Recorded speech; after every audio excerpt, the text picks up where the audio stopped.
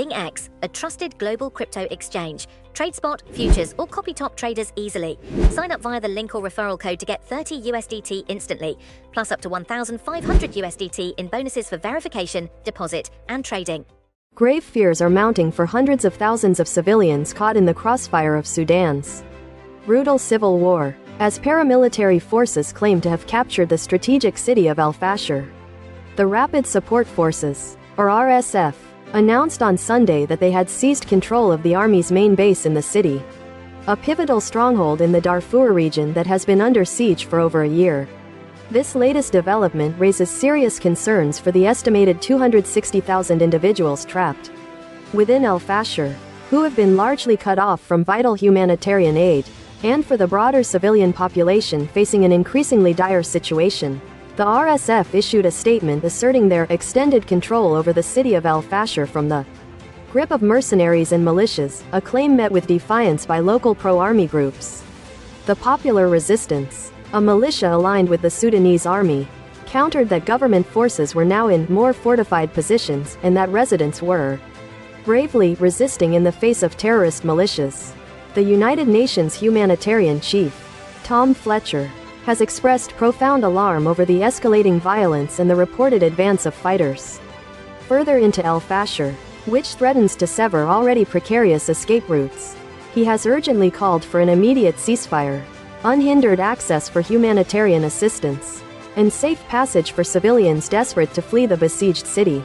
Despite these grave concerns, the RSF maintains a commitment to establishing safe corridors for all those who wish to move to other locations, as well as the necessary protection for all those in the city.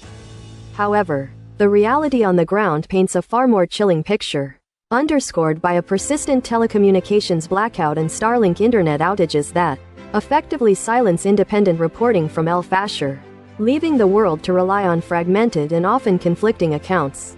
Sudan has been plunged into a devastating civil war since April 2023. A conflict that erupted from a power struggle between the nation's military and the RSF.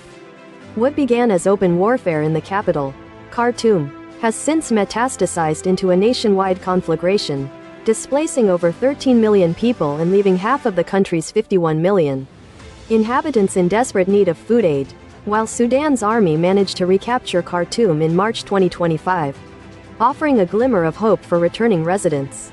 The fighting has continued with unrelenting ferocity in the country's southern and western regions. Fasher, nestled in the western Darfur region, became the focus of the RSF's intensified assault in May 2024 when the militia laid siege to the city. By August, the UN reported that over 600,000 people had been displaced from Fasher, with many of the remaining 260,000 facing dire conditions and isolation from external aid. The potential confirmation of the RSF's capture of Fasher carries significant geopolitical weight. If successful, it would mean that the militia, led by the notorious warlord Mohammed Hamdan Dagalo, widely known as Hemedti, would consolidate control over all 5 states of Darfur. This outcome has analysts warning of the chilling prospect of the effective partition of Sudan, a nation already teetering on the brink of collapse. Hemedti himself was sworn in as the head of the RSF's parallel government in August, operating from the city of Niala, as the militia concurrently escalated its brutal siege of Fasher.